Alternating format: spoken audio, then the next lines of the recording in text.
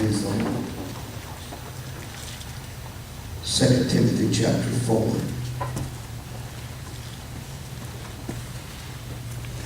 How many of y'all will help me preach tonight?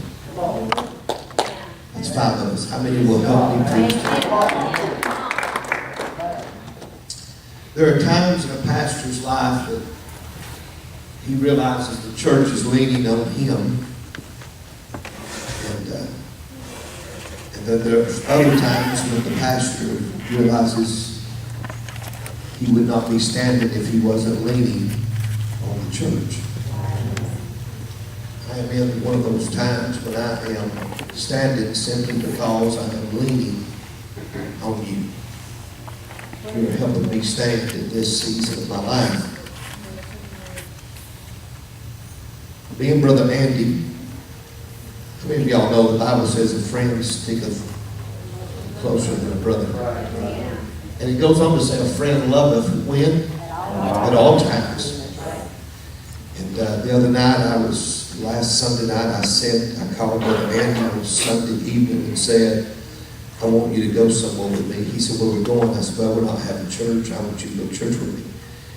Within just a few moments of time, he was at my house picking me up, and we made a trip to Kentucky. And on going up there, he spoke some stuff to me and over me, and I appreciate him being here tonight with one of his daughters. And I'm glad for Brother Andy. 2 Timothy chapter 4, verse number 6 through verse number 8. These are the words of the Apostle Paul.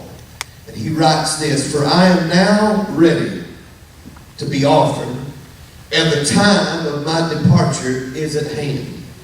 I have fought a good fight. I have finished my course. I have kept the faith.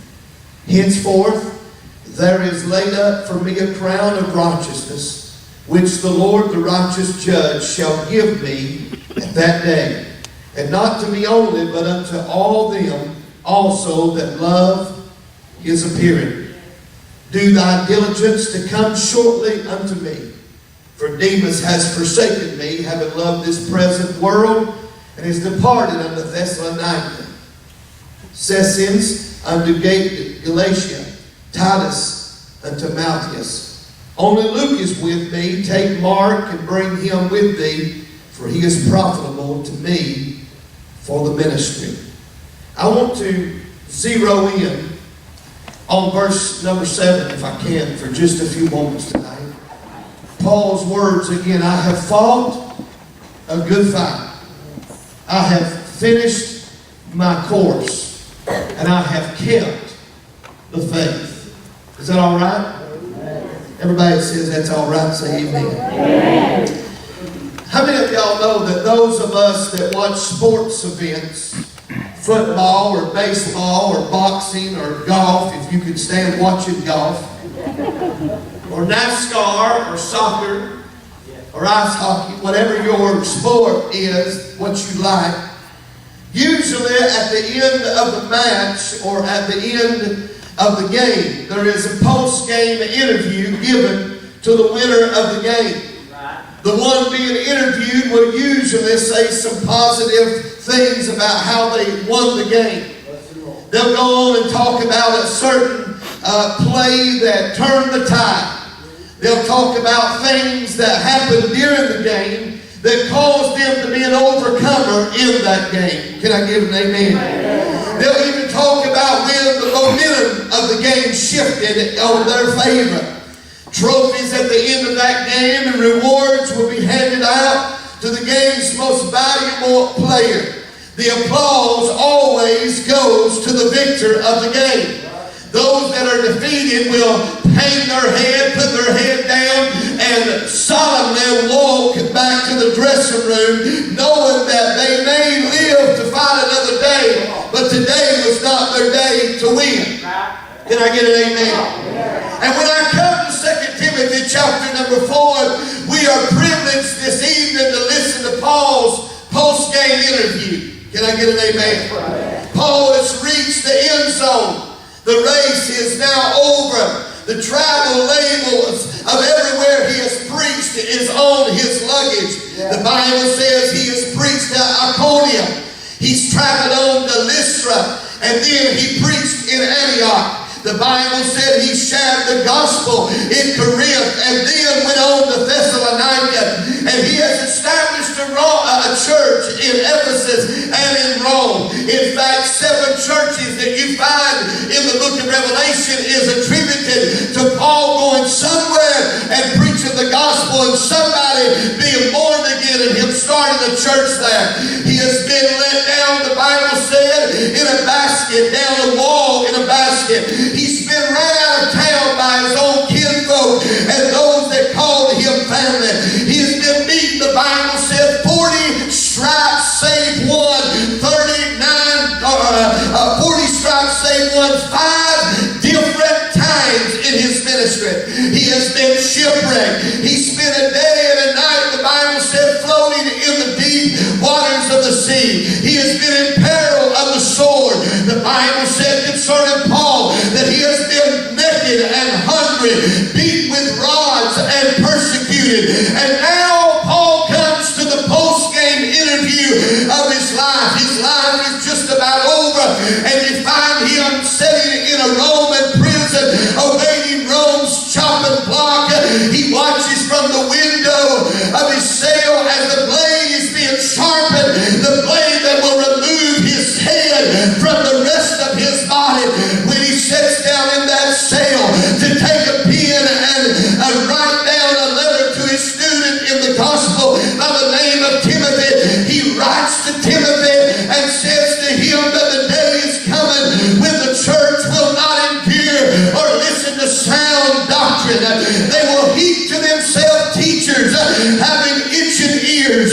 As long as teachers are receiving the praises of men, they will be satisfied. They're not concerned with souls. And I share with you tonight that we are in that end time where we would rather hear teachers teach from what we call the Word of God than for men to really get in a pulpit and preach the gospel. But can I remind you tonight that according to this Bible, there's only one way to be saved. You've got to get under the preaching of the Word of God. I came by to tell you, teaching will not get you saved. Singing won't get you saved. He said, how can they hear except there be a preacher? And how can he preach except the Holy Ghost send him? Hey, I want to know tonight where our preachers are again. I think our churches would turn around if we had some men of God get a backbone of God about them again. Climb into a pulpit, pick up this unfallible Word of God and preach like a man from another world. But in order to preach like that, you've got to be hearing from the other side of the Jordan. Oh, hear me, they won't hear sound doctrine. He said, but do the work of evangelist, Timothy. He said, endure hardness like a good soldier of Jesus Christ. Preach the Word. Be instant in season and out of season. He goes on to say, reprove and rebuke and extort with all long suffering and doctrine. Paul tells Timothy, and by the way, Timothy, try to come to me. And if you come, make sure you get here before winter time comes, before it's time for me to die. He said, stop at Troas and get my books and bring my parchments. Grab the book of Psalms and the book of Proverbs. Get a hold of Solomon and Ecclesiastes and the Song of Solomon and bring it to my Roman jail cell. It's the things I'm going to lean on in these last days of my life. I feel the Holy Ghost. How many of y'all know that the coming of the Lord is just around the bend and the enemy's doing everything he can to tear us down and to stop the church? But I want that devil to know there's greater in me than he that's in the world. And there's a few things I'm leaning on. I'm leaning on some Bible that says, oh, I am with you all the way, even to the end of the world. Make sure you stop in Troas and get my books and my parchments and bring them to me. Make sure not to leave my cloak behind.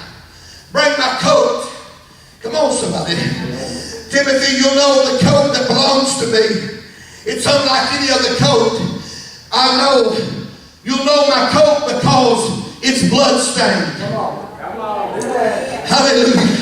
It's got holes in it from the rats in the prison where they eat holes in my coat while I laid in Roman prisons. Yes, sir, in prison for the Lord. He said that coat smells of sweat and stench, but it's a comfort to me to remember what God has brought me through. Can I share with you tonight that there are some things that you ought to not hang your head about? If you've been through some stuff, if you've had the devil to shake you and try to destroy you, you ought to look back every now and then and say, this robe of righteousness I'm wearing may have some tattered, they may have some blood stains on it, it may have some tears and rips in it, but I've still got it on. I know what he brought me through, and I know where I'm going. Anybody in this house with me tonight? I'm telling you, there's some things that only God has the power to save you through, and I'm thankful for every trial he ever brought me through. I'm thankful for every victory he allowed me to have in my life. He said, bring my coat. And by the way, get to me before winter. Timothy, I need you. Bless the Lord. And I need you, Timothy, because Demas has forsaken me. Having loved this present world more than he loved the world to come. Alexander the coppersmith has done me much harm. I turn him now over to Satan so that he can destroy him. He said, by the way, that young man that I did not want to go on that second Macedonian missionary trip with me, John Mark, that quit halfway through the first missionary trip, he has matured now, and so have I. And now I want you to bring John Mark with you, for he is profitable to me for the ministry. Then he goes on to say this, come before winter, but if you don't get here, and if you get here and I'm not here, Timothy, I have fought a good fight. I feel the Holy Ghost. He said, if you don't get here before I'm gone, I want you to know I've fought a good fight. I've finished my course. I've kept the faith. Henceforth there is now laid up for me a crown of righteousness, which the Lord, the righteous judge, shall give me in that day, and not to me only, but for all those that love his appearing. Look at the words tonight in Scripture. I am now ready to be offered. Come on, somebody. That's almost like the first words that Paul spoke when he first got to Rome. When he said this, I am now ready to preach the gospel, even in the Rome, even to the Caesar of Rome. What he came into Rome to do, when he said, I'm ready, he had a made up mind. At the end of this Roman trial, I'm still going to be ready. I came in ready. I'm going out ready. When I get up off that altar in 1986, I was ready to serve the Lord. In 2018, I'm still ready to serve the Lord. I'm not hesitant. I'm ready. Anybody hear me tonight? Now he's at the end of his life. Woo. And Paul says, I'm ready. Yes. I am now ready. Not half-hearted. I'm ready. Not burnt out. I'm ready. Y'all look at me awful funny. Not discouraged. I'm ready, Paul said. Not rebellious. I'm ready. Not hesitant. I'm ready. Not afraid. I'm ready. Not cowered over in a corner. I'm ready. Not about to throw the towel in. I'm ready. Not about to give up. I'm ready. Not discouraged. I'm ready. Not brokenhearted. I'm ready. Not broken in my spirit. I'm ready. I wonder if there's anybody that's ready tonight. I don't know about you. But when a bride gets ready for the bridegroom to come and them to have the marriage supper and the wedding, she dolls herself up, she puts her makeup on, she hangs her jewelry on her, she puts a wedding garment on, and until she's ready, the wedding cannot start. But when the bridegroom or the bride finally realizes, I've got it all together and I am ready, when we get ready, our bridegroom's going to split the eastern skies, and he's coming after a bride without spot and without wrinkle. But we got to be ready.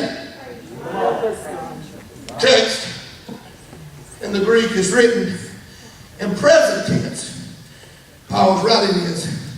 And what Paul is literally saying is that he's being poured out like a drink offering. Come on. I'm ready to finish my course. I'm ready to finish the race. And here's what Paul said. From the time God picked up my glass, he started pouring me out. You ain't helping me. I said by the time that God picked up Paul's glass, he started pouring Paul out. You ain't helping me. This hit me last night real strong. We spend our Christian life trying to get full. And God spends our Christian life trying to pour us out. You ain't helping me right now. You know why? Because eye has not seen, ear has not heard, neither has it entered into the heart of a man or a woman the things God has in store for them that love Him. And I preach to tell you what you can feel on this side is not what God wants to fill you up with. That's just a trickle. That's just a little bit. There is coming a day when all of this life and all of its failures and all of its mistakes and everything that made us who we are is going to be poured out. And there's coming a day when the Lord is going to fill us with the Holy Ghost. And there'll never be a danger of us losing it again. If you don't like shouting, don't go to heaven. If you don't like dancing, don't go to heaven. When we get there, the joy of the Lord's going to overflow us.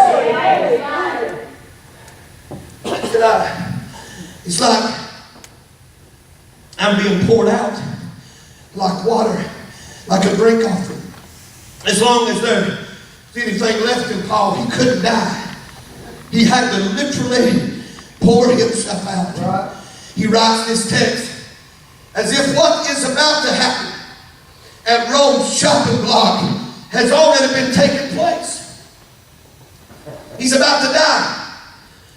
He says, in fact, in one place Paul writes, I die daily. I know they're fixing to take me out and put my head on Rome's chopping block and take my head and shear it from my body. But what they don't understand, they can't kill me because I'm already dead. You ain't helping me. I'm not going to die in a few days on Rome's chopping block. I'm already dead. For me to live is Christ, and to die is gain. So whether I live or whether I die, Paul said, I belong to the Lord. I am in prison in Rome, but I am not Rome's prisoner, for I am a prisoner of the Lord Jesus Christ, and nobody can kill me until God's poured me out. Ooh, that's good preaching. I'm ready. Paul said, I've been waiting on this day to die. Remember, Paul said in Galatians, I am betwixt two opinions. I'm ready to go be with the Lord, but it's needful for me or for you that I stay here and preach this gospel. Come on, somebody. Paul is not looking at his death as them killing him. He's looking at it as a sacrificial offering to the Lord. Because when you kill a child of God, they can't put in the ground everything that you are. Come on, somebody. If everything when you die, you didn't live too good in the first place. I said, if you're a child of God and everything that you are is put in the ground, you didn't live too good to start with. But I got news for the devil. Before he can ever take my life, I have a soul and a spirit. You may kill this natural body, but how many of y'all know before my body can hit the ground, I heard the Lord say my spirit and my soul is transfigured right into the portals of glory, because he cannot kill what he never started living to start with. Amen. That's good. God gave it to me. Yes. And the Word. Woo, that sounded good. I'm going to say it again. I said God gave it to him. The world can't take it away. You can't kill somebody that's already dead. For I am crucified with Christ. Nevertheless, I live. I'm alive. Let me turn to Galatians Gospel, chapter number 2, verse number 20. And he says this, I am crucified with Christ. Nevertheless, I live, yet not I, but Christ liveth in me. And the life which I now live in the flesh, I live by the faith of the Son of God, who loved me and gave himself for me. Everybody say, praise the Lord. Praise the Lord. That's why you shouldn't worry about people and what they do to you. That's why you shouldn't worry about what they say about you. Preach to yourself, Joey. Bless the Lord.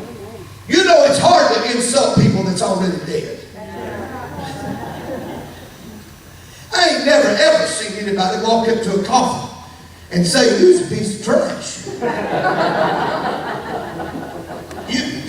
You look terrible. They may talk that after the funeral. We're people weird. If somebody lay there dead, didn't they look good? No! No, they didn't look good. They look dead. It's hard to insult somebody that's already dead. Come on, somebody.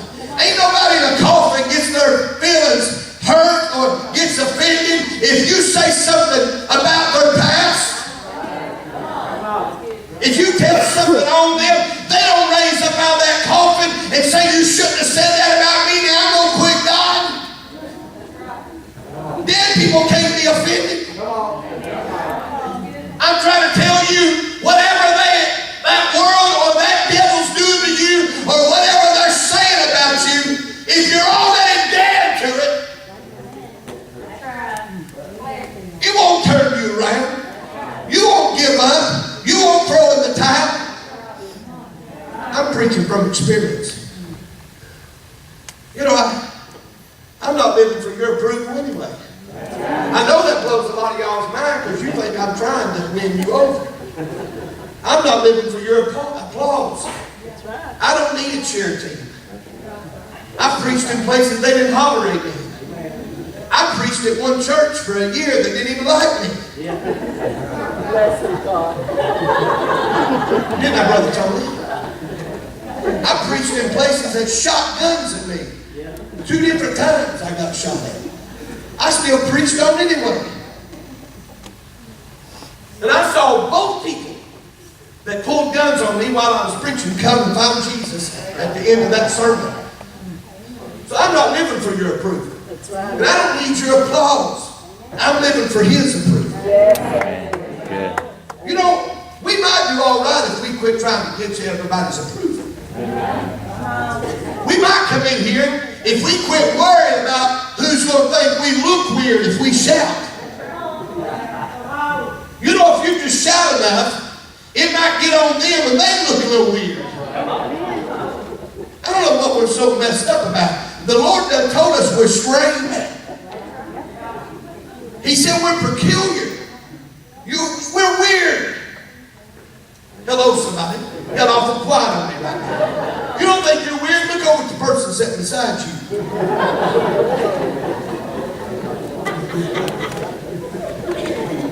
I was, Pastor Frank had open heart surgery this week, and I was at the hospital while they were doing a triple bypass on him. He was rushed to the hospital last week for passing out and being dizzy and all. They were short of breath. They rushed to the hospital, found out he had blockages. They had to go in and do 3 bypass surgery on his heart. I said it to say this: you don't see somebody get weird when he gets in the spirit. Brother Cameron's weird. His hands snarl up like this. And he starts speaking almost in an Indian language. I've never heard anybody speak in tongues like he does. And the first time I heard it, I thought, I'm getting away from him. You know why? Because he wasn't like me. I heard him prophesy one time, and I thought that right there cannot come to pass. And I watched it come to pass. Because how many of y'all know God's people strange? And I asked Brother Kevin, I said, has anybody ever said you're weird when you get the Holy Ghost? He said, I quit caring about what people thought about me when I was a young man. That's right. This Christian life, how many of y'all know it's not a playground? It's a battlefield. You don't fight until you get tired. You fight until you die. You didn't hear what I said. I said you don't fight until you get discouraged. You fight until you die. You don't fight until somebody says something about you. You fight until you die. You don't fight until you get a nail stuck in you. You fight until you die. You don't fight until they plant a crown of thorns. You keep on fighting until you die. You don't fight when they stick you with a spear. You keep on fighting until you die. You don't fight it while they're whipping you on your back. You keep on fighting until there ain't nothing left in you to fight with, and every breath is gone. You know, Jesus was a winebibber, according to his skeptics. According to modern day skeptics, he had an affair with Mary Magdalene. What a lie. And now in this homosexual movement that we have going on in the world, and this transgender movement, they are now trying to say that our Lord had a homosexual affair with his disciples. What a lie. What a blasphemous lie. But you know what? Don't stop Jesus from saving. He don't stop from being Savior. He don't stop from being a healer. They say what they want to. How many knows he hung on that cross and poured himself out like a drink offering until there wasn't 1 ounce of blood left in his body? He said, if I'm going through Gethsemane, I might as well go all the way. If they're going to whip me, I'm going all the way. If they're going to spit in my face, I'm going all the way. If I'm going to give my cheek to the Snyder's and allow them to pluck my beard out, I'm going all the way. How far are you going, Jesus? Until I give up the ghost and die on the cross and say it is finished. What was he talking about? I am now ready to be offered. Finish my course. I've kept the faith. I'm tired of people in our church fighting until they get tired and quit. And when they quit, they blame somebody else for them quitting. You got to fight to keep this faith. You know, I fought when I was younger. I won't go into details. I took karate and I fought Golden Gloves boxing. And I used to love the street fighting. Sometimes the enemy can catch you off guard.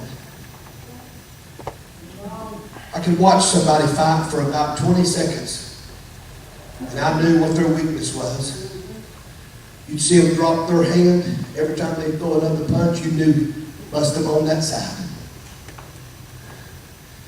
How many of y'all know the devil learns our tactics? He learns what makes us tuck tail and run. He knows just enough pressure to put on us to give up. Come on, somebody.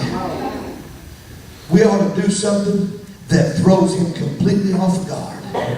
You know a good boxer, when he gets in the ring, if he's fighting and he's leading with his left hand and he's punching with his right, a great boxer, when that opponent thinks he's got him figured out, he can call a switch.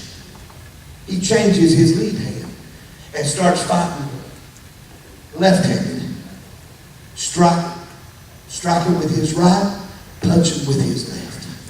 It confuses his opponent. See, some of y'all have sat here so long and the devil's figured you out because you ain't going to shout at nothing. You'll cry about a lot of things, but you won't shout at nothing. Maybe we ought to mess with the devil, and instead of crying through our issues, instead of us weeping and shedding tears when we go through something, somebody ought to just jump up and shout through it. You didn't hear me. I said we ought to just shout through it. Instead of sitting there with your arms folded. Baby, you ought to get up and be the first one with your arms straight up in the air. You know what it does? Two things. It tells the devil I'm still alive. And tells God I surrender. Whatever your will is. You know, Paul said, I'm ready.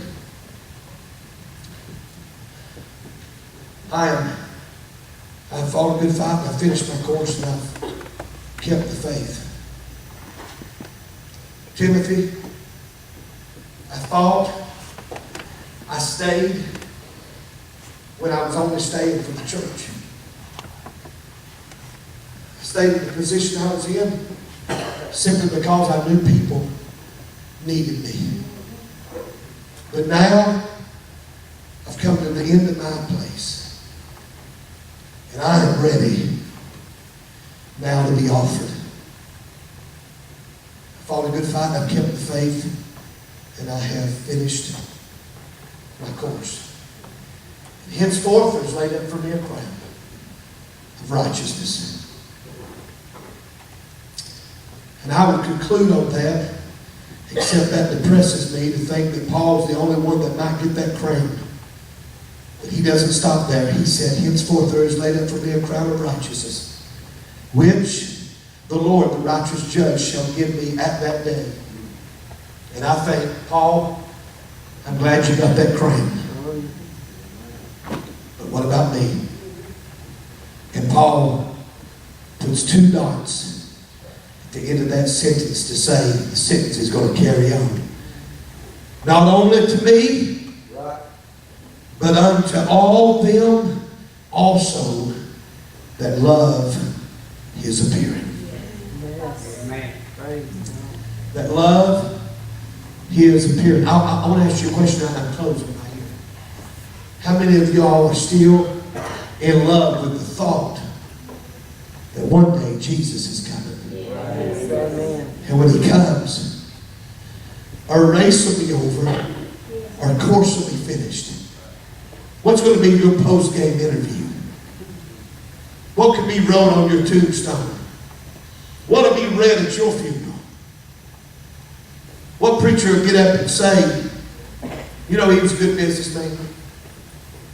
You know, he made a lot of money. You know, she was a good housewife.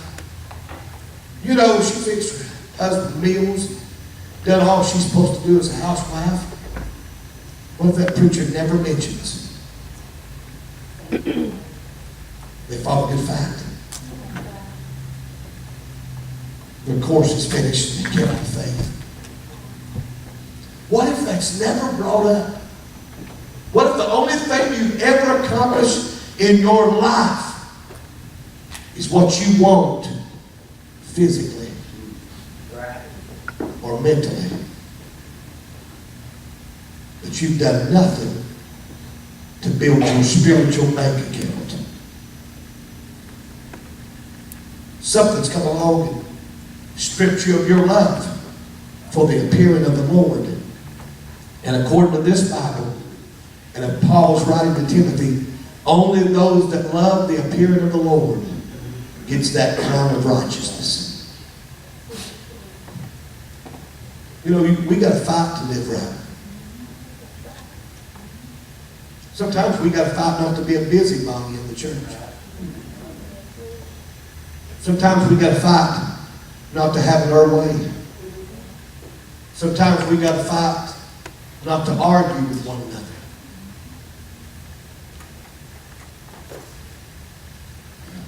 Now do all right, Andy.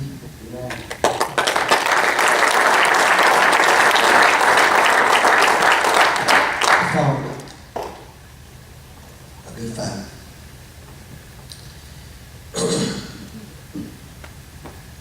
I was thinking today, if one thing, as Tony comes to the end, if there's one thing they could put, velvet come and sing, is on the God, or sing something happy. If one thing could be put on my tombstone, I've said this several times, I wanted to say, he stood.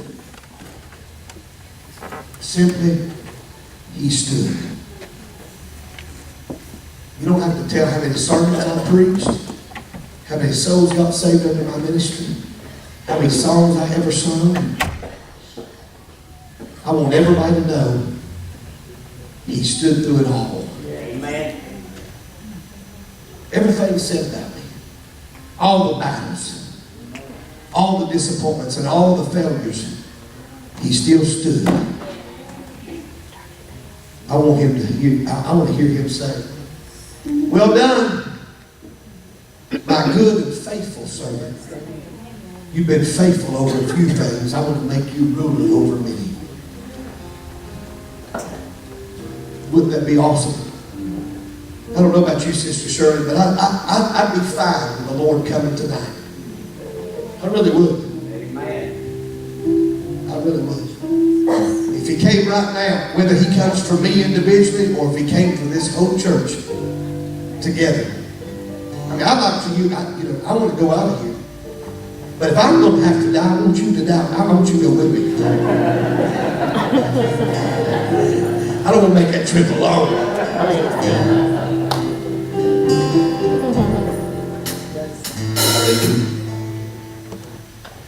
Come sing for us, young lady. Let's stand.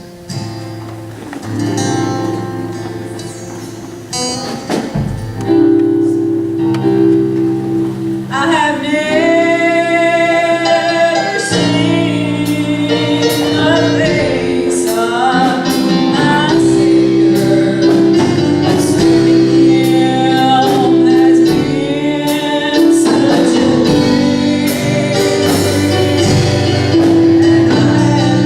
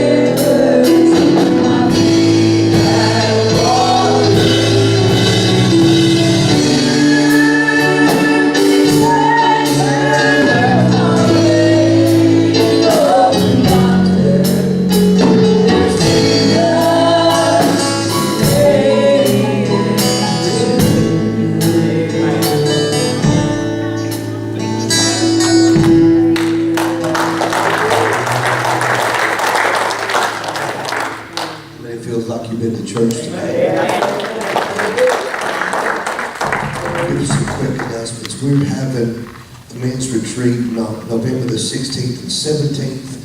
And it is going to be in La Follette at a big cabin that we've rented on the lake. And so I want you to be part of that if you'd like to go. It's $125 a man. Sign-up sheet is on the back. I need to know if you're here and you're going to go ahead and sign that. Okay? I need to know that. So go ahead and sign that if you're going to be here.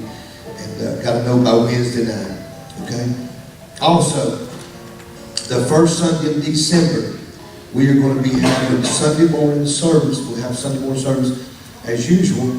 But we've got a treat that Sunday morning. I won't be preaching treat number 1.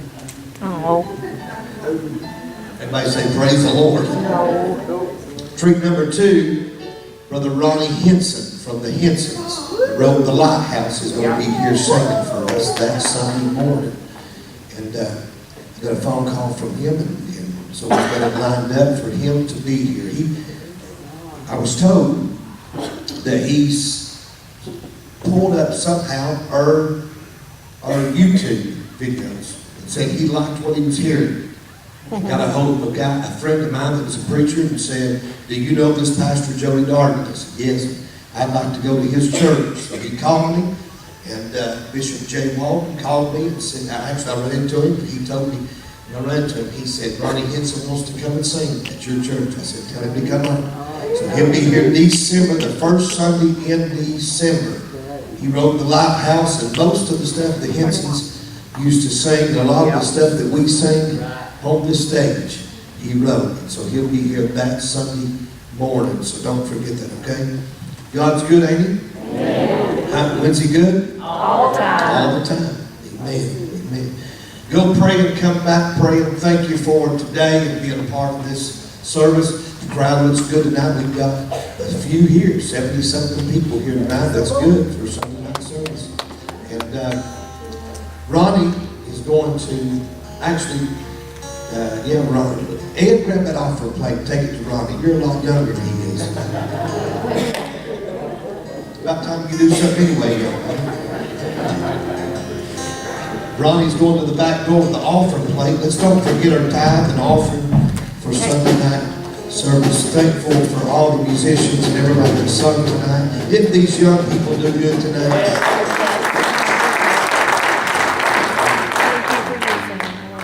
Amen.